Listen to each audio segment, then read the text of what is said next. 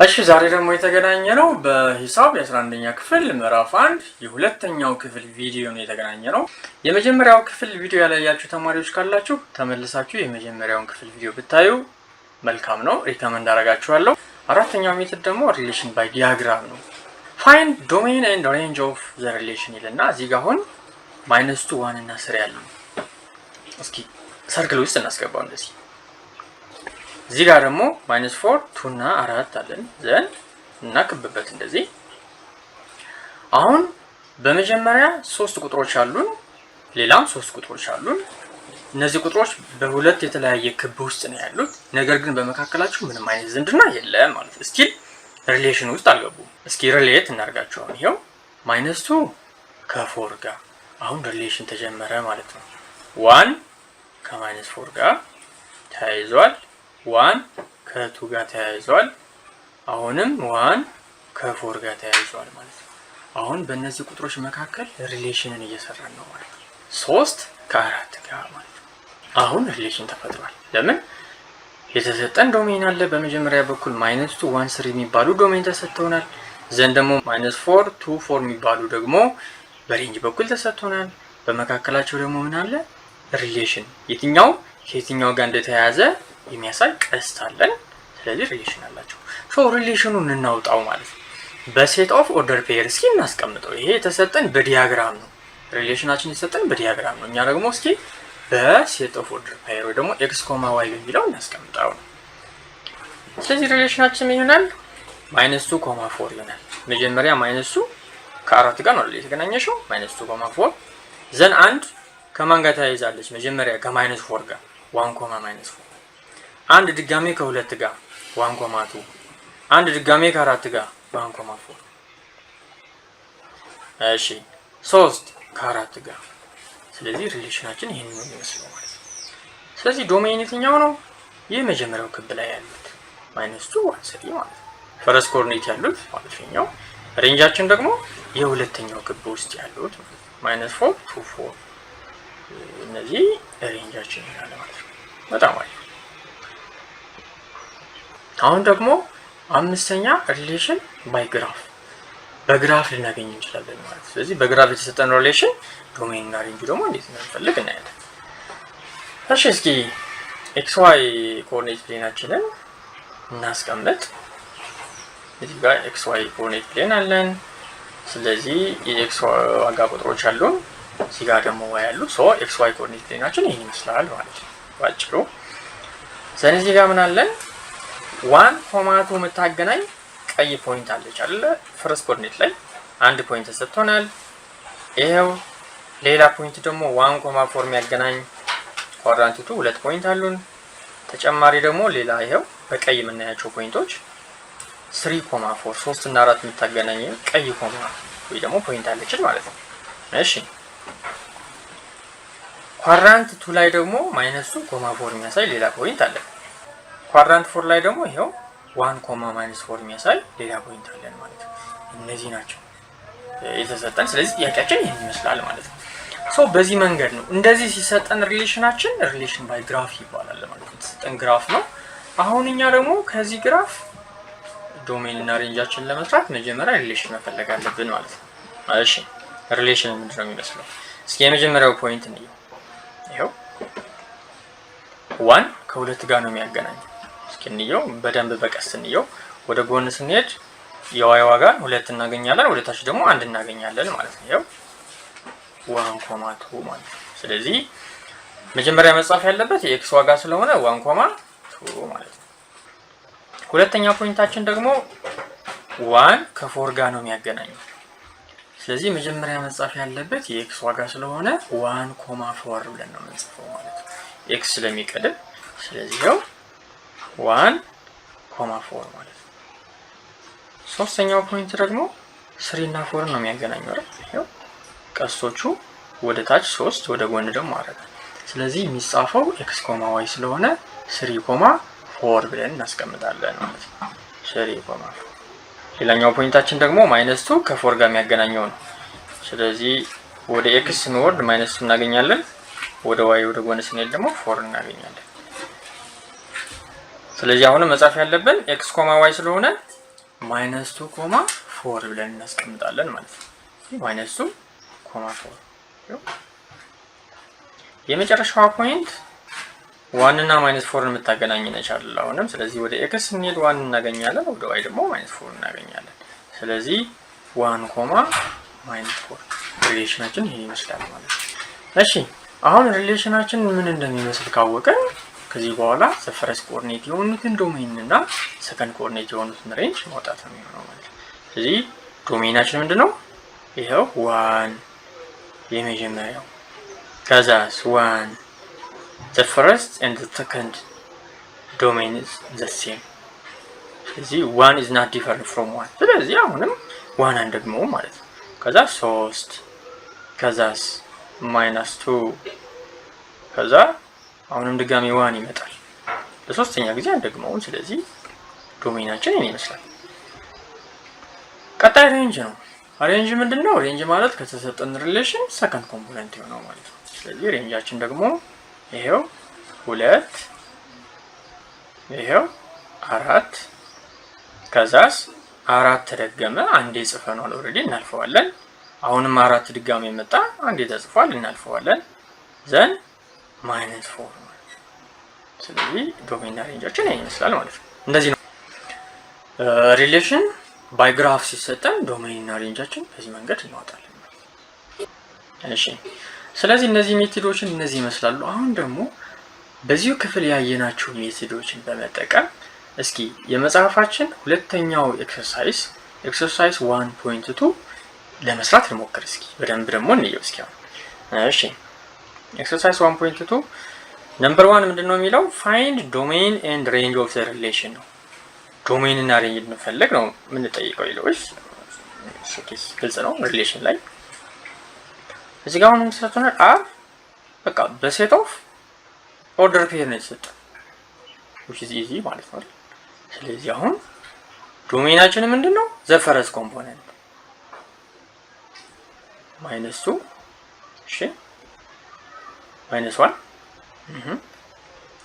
0 እሺ 1 ኦኬ 2 ኦኬ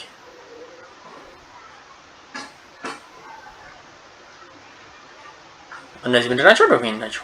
ሬንጃችንስ ሰከንድ ኮኦርዲኔት ይሆናል ማለት ነው። ስለዚህ -5 እሺ -3 ኦኬ -1 በጣም አሪፍ 1 እሺ and the last 3 ማለት ነው። ይሄው ስለዚህ አሁን ዶሜን እና ሬንጅን ማውጣት ይቻላል ማለት ነው ይመስላል። እስኪ አሁን ደግሞ ሁለተኛውን እንየው። ቁጥር 2 list all elements of relation ነው የሚለን። እሺ ደግሞ በደንብ እንየው። እዚህ ጋር 1 2 3 የሚባሉ ቁጥሮች አሉ። ኦኬ እሺ እንደዚህ በክብ እናስቀምጣቸው። እዚህ ጋር ደግሞ ኤቢሲ ያለን አሁንም በክብ የተቀመጠ ነው።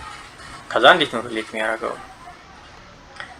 ስለዚህ አሁን በ1 በ2 በ3 በመጀመሪያው ክብ ውስጥ ያሉኝ 1 2 3 እና በሁለተኛው ክብ ውስጥ ያሉኝ ኤቢሲ መካከል ምን አለ? ሪሌሽን ወይ ደግሞ ዝምድና አለ።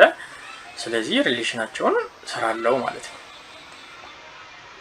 እሺ መጀመሪያ 1 ከኤ ጋር ነው የተያያዘው። ስለዚህ 1 ኤ ከዛስ 1 ከሲ ጋር ነው የተገናኘው። ስለዚህ 1 ሲ። እሺ 2 ከኤ ጋር ነው የተገናኘው። ስለዚህ 2 ኤ ማለት ነው። ከዛ ደግሞ 2 ከቢ ጋር ስለዚህ 2 ቢ ዘን 2 ከሲ ጋር 2 ሲ 3 ከማን ጋር ነው? ከኤ ጋር አይደል? 3 ኤ አሁንም 3 ከሲ ጋር ስለዚህ 3 ኤ። ስለዚህ ሪሌሽናችን በዚህ መልኩ ካወጣን አሁን ምንድነው ፈርስት ኮምፖነንት የሆኑትን ሁልጊዜ ዶሜን ናቸው፣ ሰከንድ ኮምፖነንት የሆኑት ሬንጅ ናቸው። ሲጀመር ፈርስት ሰርክል ውስጥ ያሉት ዶሜን ናቸው፣ ሰከንድ ሰርክል ውስጥ ያሉት ሬንጅ ናቸው። ስለዚህ በጣም ክሊር ነው ይሄኛው። ስለዚህ ዶሜናችን 1 2 3 ነው፣ ሬንጃችን ደግሞ ኤቢሲ ይሆናል ማለት ነው። በጣም አሪፍ። እሺ ሶስተኛውን ደግሞ እንየው እስኪ። ሶስተኛው ደግሞ እዚህ ጋር ኤክስ ዋይ ኮኦርዲኔት ፕሌን አለን። ኦኬ ስለዚህ በዚህ መንገድ ነው ያለው። እዚህ ጋር የመጀመሪያው ፖይንት ተሰጥቶናል -1 ኤክስ አክሲስ ላይ ያረፈው ማለት ነው -1 ላይ። ስለዚህ ኤክስ አክሲስ ላይ ከዋለ ኤክስ -1 ላይ ነው ያለው።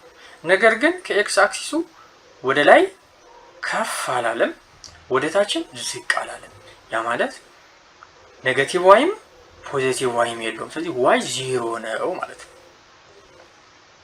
ሁለተኛው ፖይንት ደግሞ አሁንም 1 ላይ ነው ያለችው። ኤክስ አክሲስ ላይ ነው አክሲሱ ላይ ነው ያለችው አሁን። ስለዚህ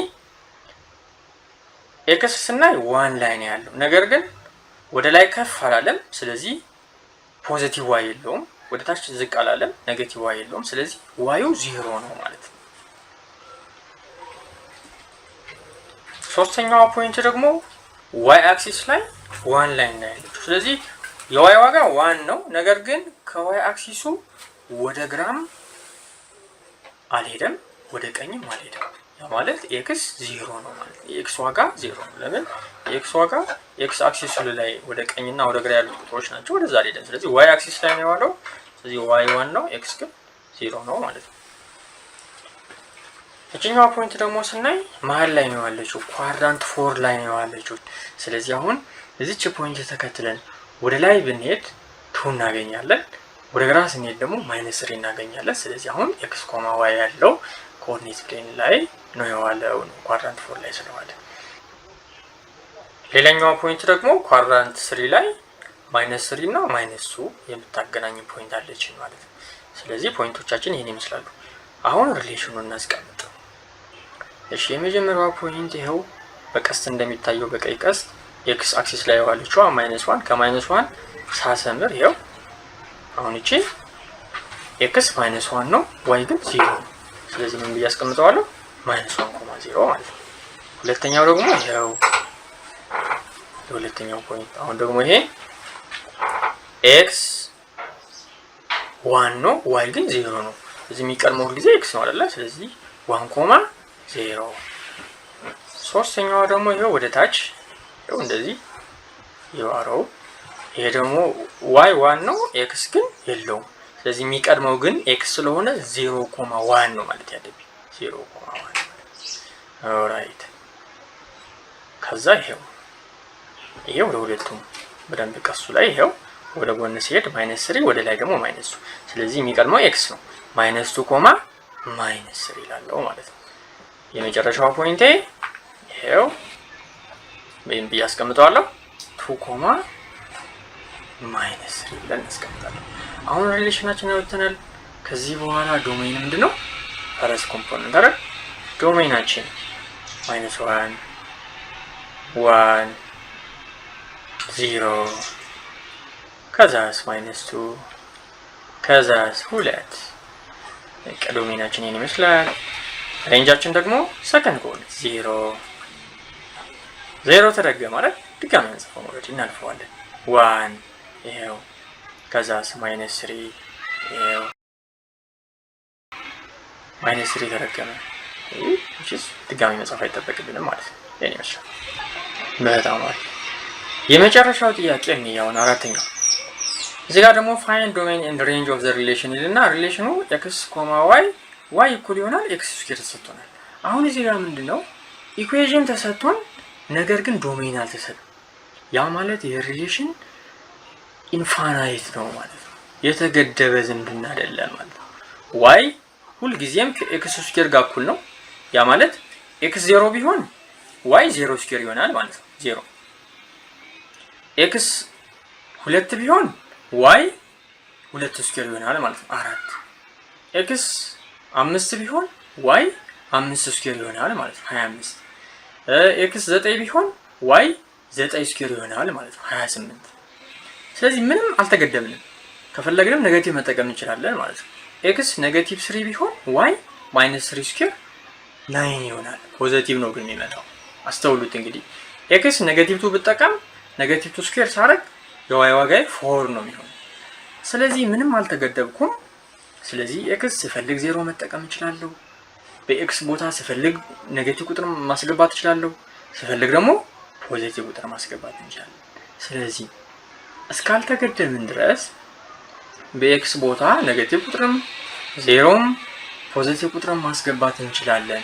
ስለዚህ ዶሜናችን ኦሪል ነበር ነው። የፈለግነው ቁጥር ማስገባት ስለምንችል ማለት ነው። እሺ በኤክስ ቦታ የፈለግነው ቁጥር ስለምናስገባ ዶሜናችን ኦሪል ነበር ነው። ነገር ግን በኤክስ ቦታ የፈለግነውን ያክል ቁጥር ኔጌቲቭም ስናስገባ፣ ዜሮም ስናስገባ፣ ፖዚቲቭም ስናስገባ ዋይ ግን ምን አይነት ቫልዩ ነው የሚሰጠን የሚለው ደግሞ እንየው። በኤክስ ቦታ 0 ብናስገባ 0 ስኩዌር ዋይ 0 ይሆናል። ፖዚቲቭ ሳስገባ የፖዚቲቭ ስኩዌር ያው ፖዚቲቭ ነው ማለት ነው። ኔጌቲቭም ብናስገባ ደግሞ ኔጌቲቭ ስኩዌር ስናደርገው ፖዚቲቭ ነው የሚመጣው።